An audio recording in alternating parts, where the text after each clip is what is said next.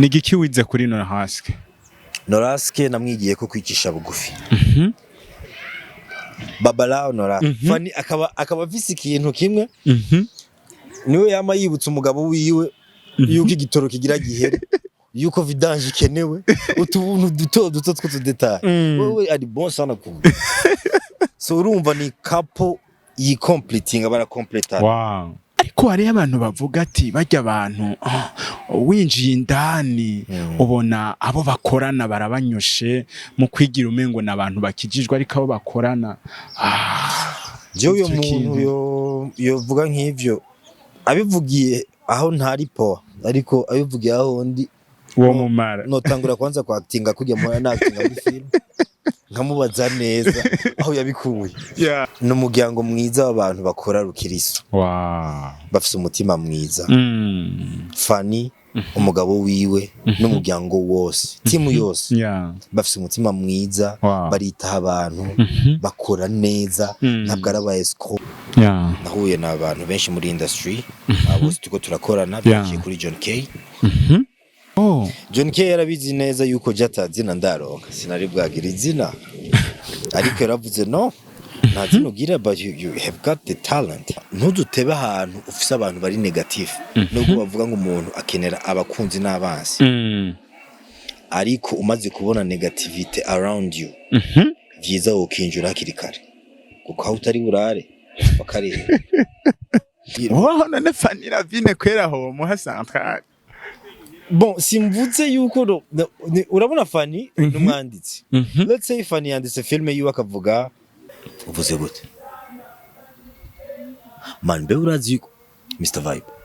Navuye muhira mfise focus ibyo nje gukora man. Ashobora kuza ngaho ntakariza umwanya w'iwanje.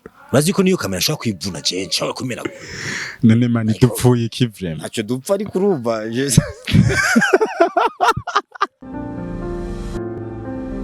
Hello bakunzi ba Gatech TV uni Rodrigue aka Mr Vibe. Nama mvuga ngo jewe ntangurana canke ninjirana na Vibe Sero numu invité mbana tumiye. Okay? Numu invité ubona wiboga.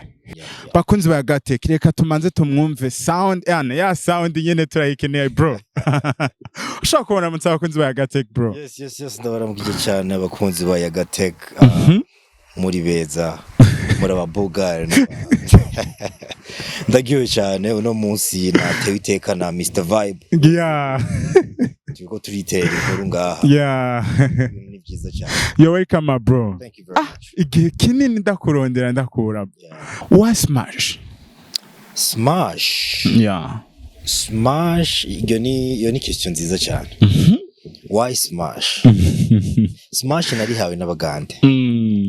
Ndakunda kubivuga ko yaje nigiye mu Buganda na ndanakorerayo amahigo yo ku namaze y'imyaka myinshi.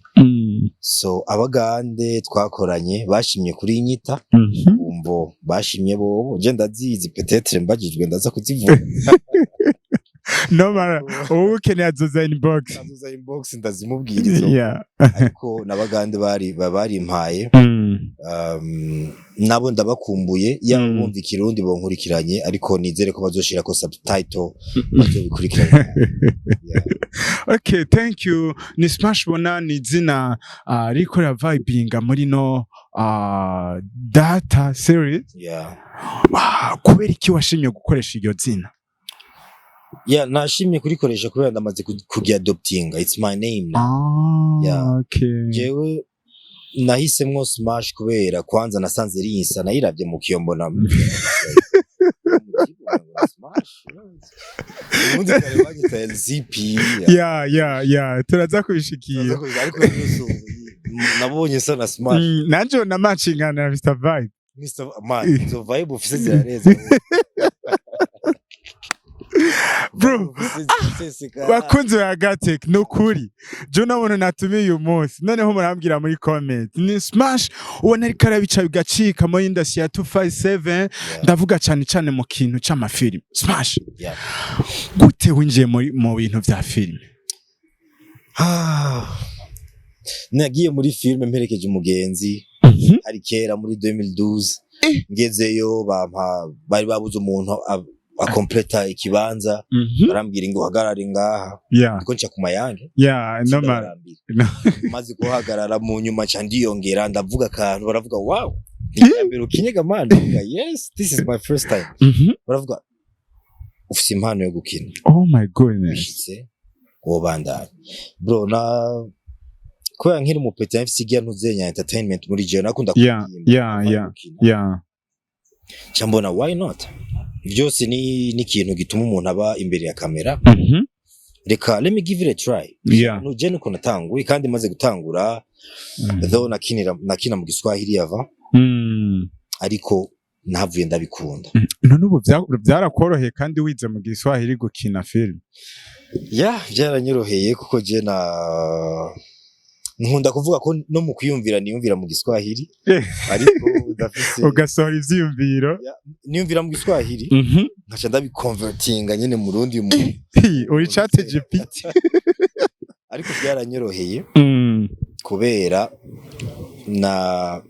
ndafise n'abagenzi twakuranye canka aho nigiye mu muryango mvukamwo ese ko bamwe bavuga Igiswahili ndafise n'abandi bavuga n'ikirundi uhoro mixinga n'icongereza bisigure ko wabaye inyuma y'igihugu umwanya munini narabaye mu nyuma y'igihugu narabaye muri Uganda narabaye muri Kenya naratembereye mu Rwanda gatoya but aho nigiye mostly hari muri Uganda amashuri wanje ya secondaire na université hama ndavuga icongereza sebaye kubimbagije mvuga indimi zitandatu n'igice canke indwi reka tuvuga uko good tudondagurira sasa ndavuga Kirundi ndavuga Igiswahili ndavuga icongereza ndavuga Ikigande ndavuga Iringara nkeya ndavuga Ikidanish kandi mengo niyo wajuva uza muri date igihe uza mu Burundi ndavuga histoire hirya naje gutembera akoze hagati turafise mu diaspora wo muri hagati wo muri data ubu turi ku mugoroba mu Kirundi ni mwiriwe tugomba bivuge muri izo ndimi zose so mu Kirundi ni mwiriwe Swahili ni habari za jioni mu Kigande ndashaka kuvuga osibiotia ya mu Cyongereza good afternoon mu Gifaransa bon après-midi ya mu Nyiringa nakugiye ko mfise nke exactly ariko ntubaba mukora mukanyavuga boni ababizi baca babimenya things like that good day vadan gode muri mu Kidanish so vadan gode god askada things like that amashimese cyane komisada smash man bro big up sana bro thanks uri umuntu ubona industry yungutse adasanzwe none hari abantu baguma bibaza uno muntu yagitinga kuno uno muntu abikora neza kuno yari hehe yari kakora iki imbere yuko za muri industry ya film ndundi jewe natanguye parcours ya entertainment haraciye akanya gatoya ariko atari gato muri 2012 ngira forme ya ma répétition twari dufite ama groupe twakoreramwo aho y'Igiswahili ndiko ndababwira Tafisa abantu benshi badufashije kuboko dushobora kuvuga nka bashebe Shabarenks muri La Colombe Blanche ari nawe mwigisha wanje wa mbere yatangiye kumfata ukuboko kunyereka icyari cyo film big up aho uri hose Imana ikugirire neza kuko warabinkundishije none uno munsi bikugejeje handi urundi rwego hama nkitangura hari kera sinari nzi yuko nzoshika ngaha gusa twarahuye n'ibintu byinshi biduca intege twarahuye n'abantu batubwira yuko you can never make it oh my goodness ariko twarahuye n'abandi baduteye intege baratubwira no maze guhura n'abantu baguca intege nk'uko n'abantu batagushakira iterambere kandi batagukunda arambwira kandi yuko umaze kubona ntudutebe ahantu ufise abantu bari negative nubwo bavuga ngo umuntu akenera abakunzi n'abansi ariko umaze kubona negativity around you vyiza ukinjura hakiri kare kuko aho utari burare bakareba naragikoreye ko ndiruka ndagerageza kwiyunga n'abantu tuvyumva kumwe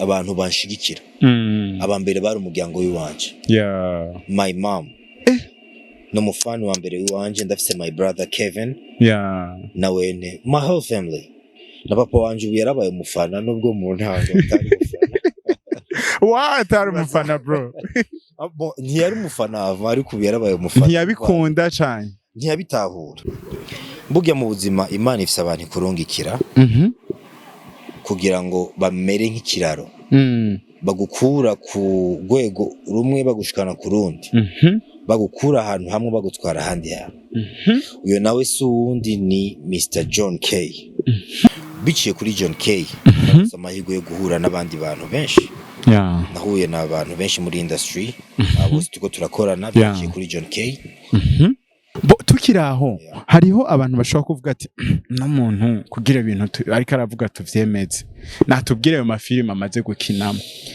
ni menshi guhera nko kuri ya John K hariho Fear Women ya John K ariko ntimuhave mutwitiranya John K tugomba gusaba barabivuga don't no confuse our face narakinye mu ngaruka ya Sabasi iri very popular narakinye muri ndahazi abakunzi ba ndahazi mwese aho muri nabonye mwarayikunze mwarayishigikiye narakinyemo narakinye muri filme ya projet ya Itolive yitwa La Pirogue nari umurovyi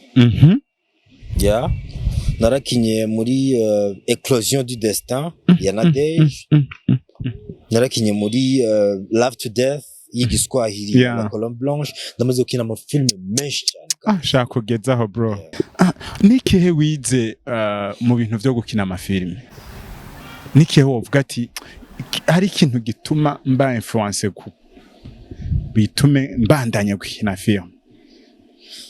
filme n'ubuzima Mr Vibe filme n'ubuzima hajya turiko turakina c'est vrai n'amascène ari mise en scène mugabo tuba turiko turabiviva bisigura yuko mu kubiviva kwanje nigisha n'abandi bantu je nizi ikintu gikomeye cyane yuko ubuzima kwanza turimwo ni filme bazi gituma ndabivuze rero uramaze kwiyumvira yaba life yiwacu umwe muri iyi si no mu acteur principal wa histoire no it's true nibyo aba neighbors nabo bagena ba figurant y'abasanga binjiramwo bafise role ikomeye ariko wewe uri mu acteur principal nawe kuranda uri mu acteur principal wa histoire yiwawe assassin ni babandi bakugirira nabi aba heroes ni babandi baza gutabara keep on bro so habuze kamera gusa kamera turazifise na amaso y'abantu baguma baturaba chaque personne umu bystander indavyi indavyi zose n'amakamera yacu yo mu buzima busanzwe arizo twita film zitanditswe twama twandika uko tugenda turabaho as we go on akakane niko bro you have to meditate upon this understandable so ndavise real life idafakinze itanditse itari scripted ariyo ma vie personnelle ndafise na second life ariyo ya film atari yuwanje canke yabanzi gusa abo twamaduhura ariko yabandi turaronka amahirwe yo kuzohura mu buzima muri isi ya Mungu yadushize ariko iyo view uri kurerekana ikagira iki impacting ubuzima bw'undi muntu mu kumwigisha mu kugukebura kubera uravye film yanje kuvuga no ndamaze kubaha iki kintu ndamaze guhura naco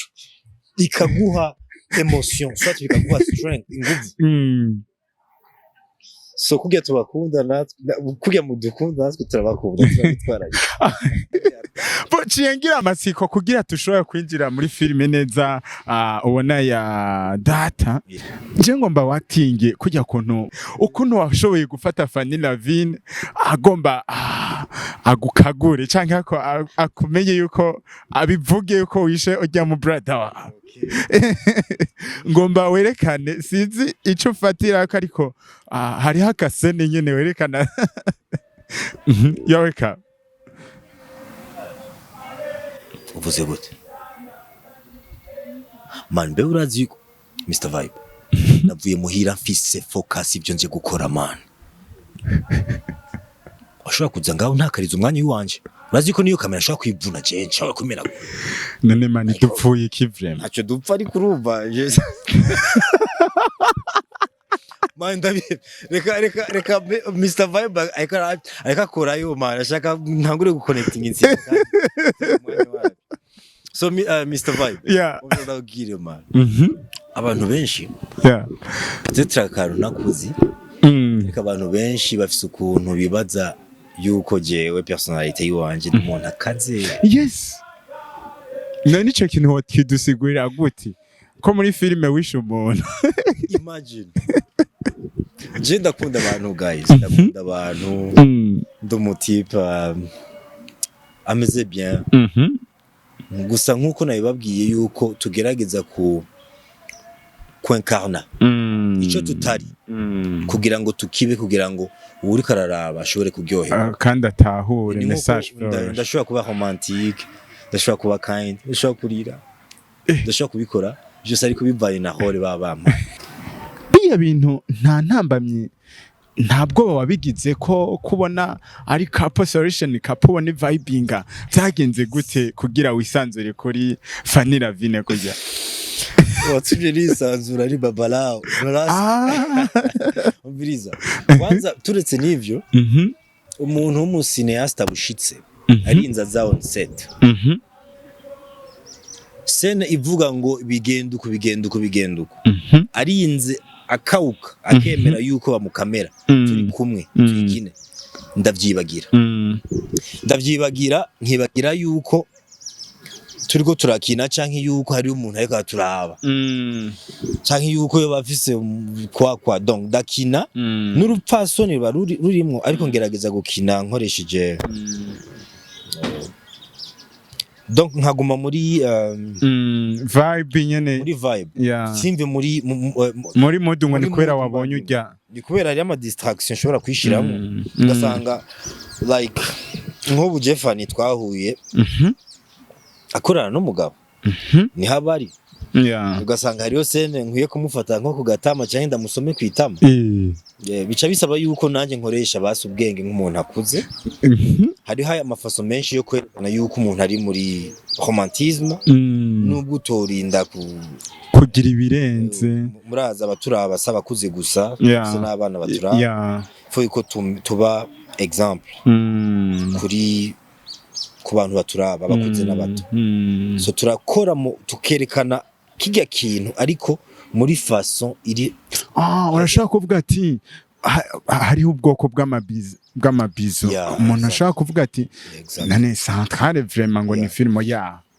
centrale bibaye ngombwa yuko nane Fanny Ravine kwera ho muha centrale bon simvuze yuko urabona Fanny n'umwanditsi let's say Fanny yanditse filme yiwe akavuga iyi filme ikwiye kumeruka je nubatse ndashobora kuvuga no bivanye n'amahale yiwanje ndashobora gukina ico kintu ariko ari ahantu ntoshika ari ahantu ngeza nawe canka yashobora kuvuga nubwo tuko turakina ndafise umugabo ndamwubaha nubwo twokina ari ahantu ashobora kurenga so tubigire muri façon iri limite c'est bien je sais pas mu kuyaga kandi bikagenda murabiyaga kandi turabiyaga ariko habayemwo na scene itagenze neza canke isarisha baca bayikupa it's okay okay kandi nizere yuko irya ntonze irya Rebo ya Babarao na Mamarao mubanye neza nerigeze kubivuga muri prank irya prank iheze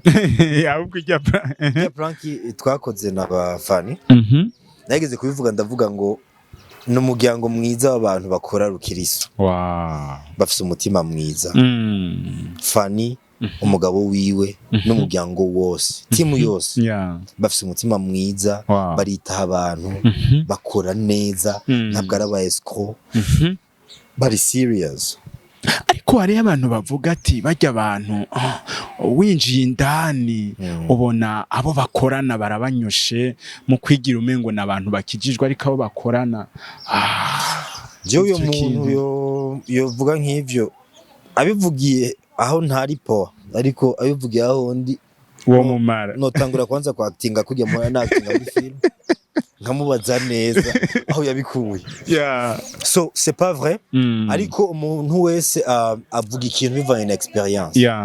Umuntu ntatinya ishamba atinya ico byahuriye ntatinya ishamba atinya ico yaribonyemo. So jewe nta iryo shamba nta na kimwe kibi ndaribonamo. Shamba rya Trofa rimeze neza ryuzuye imyembe ivyamwa ni posa mubaye neza kandi n'amafaranga ni sawa bari bien. Bara respectinga umu actor baraguha time bari patient bafise bari réservé kwa bamize bon ça y a pas de problème. Ibintu byabo babikora ku murongo ubona babikora ku murongo mwanya musezerana filime niho muyisohorera man bakorera kuri gahunda noneho bakorana n'ama brand akomakomeye bakorana na RTNB canke age ma brand bakorana yose hama ucukora umuntu ushaka kudesiva abantu benshi ushaka gusanga abantu benshi bakuye ko amaboko so ukoranye n'abantu bakomeye uteza kuba ufise focus ikomeye iri imacinga iyabo kugira ngo mugende neza. Ni giki wize kuri Noraske namwigiye ko kwicisha bugufi. Babalao Noraske aricisha bugufi. Oh my goodness. No mu brother yifashe neza, famille ntishonje imeze bien ariko uwo bahuye wese niyo muhijashusho muri kumwe no mu modoka ari nko mu Kamenge canke mu Kinama abantu bose n'umuntu w'abantu hello guys ubwo umugira ubwo akagonga naje yarigeze kuntwara n'umushoferi mwiza gute ariko rero Fani nawe Fani akaba afise ikintu kimwe niwe yama yibutsa umugabo wiwe yuko igitoro kigira gihere yuko vidange ikenewe utubuntu duto tw'utudetail wewe ari bon sana kumva so urumva ni couple yi completing bara completa uyu ara respecta uyu uyaka respecta uyu ikibuze babanye bien sana bien sana très bien jana abakunze sana kandi barabizi I love you guys. Yes turavuga ngo big up sana kuri couple solution couple big up sana. Niki kintu wize kuri Fanny Lavine? Fanny Lavine ndibaza kujya kuntu kubera je kare sinanda bazi bimwe no na peut-être ni kwa kundi usanga umuntu mubanye imyaka myinshi muca mutangura gusa makarite y'umugabo asigaye understandable. Narabonye nko ngape batangiye gusa no ngape bitsoke narabitahuye so bose n'abantu bameze bon ntaco nagaye kandi Fanny gusa ico namwize ko gikomeye no hard working woman arakora ntacika intege byoroshe ubwo uzumuzanira ubuntu bwo kumuca intege ntibikunda it doesn't work aguma akora so ico kintu naracize kubera nka jewe nanje ninjiye muri industry like yo kuboneka vuba iga ni karite nkeneye ukiritiva kugira ngo nanje shore go rising ashika hano no kuvuga wewe ntiwanka bad comments bro kuma nimba ufise bad comment ico wambonye ko kitameze bien ndagusavye kimbwira kubera utakimbwiye simenye ukuntu nzokwikosora be Mr Vibe waruzi yuko bamwe mu bansi dufise barabagenzi kera kasigore bro na bamwe mu bagenzi dufise nibo bansi dufise uno munsi. My goodness. Kweka ayo majambo bro. Ayo nivyo kubera hari abantu twakuranye uno munsi tutakivugana hari n'abandi twahuye dukuze uno munsi arabajama gusumba bagya twavukanye twavuye hamwe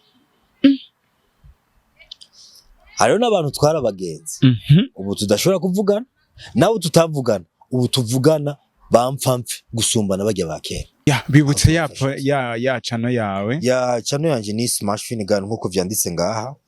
Smash Finnegan. Barabibona. Muraza kubibona. So once Smash Finnegan official Smash Finnegan bazucimbona. Smash.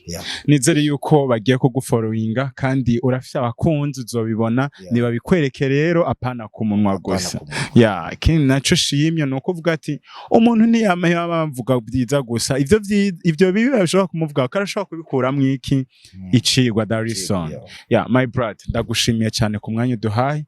Sinzi ko hari ico uvuga ubwira abafans bawe ubwira urafite abafans bro bagumye bakunsaba sana. Ubwira abakunzi ba Gatek ubwira muri rusange industry. You are my bro. Abakunzi ba Gatek ndasuye kubaramutsa nongera ngira ndabasezera ndagiye. Batsingiye kure turacari kumwe. Merci sana ku rukundo mutwereka nanje ndabakunda. Abashobora kumenya mwibarabara amashaka kundamutsa it's okay. Mungeretse urukundo nzorubasubiza. Ni fine. So batumira kuguma mukanda ama likes kuri Gatek kandi ntibigoye bro, ni account ikomeye sana kandi promoting ama talents mu gihugu cyacu. Bafise aho bamaze kwigeza n'abataragira aho bigeza hose barabafata barabafata mu mugongo.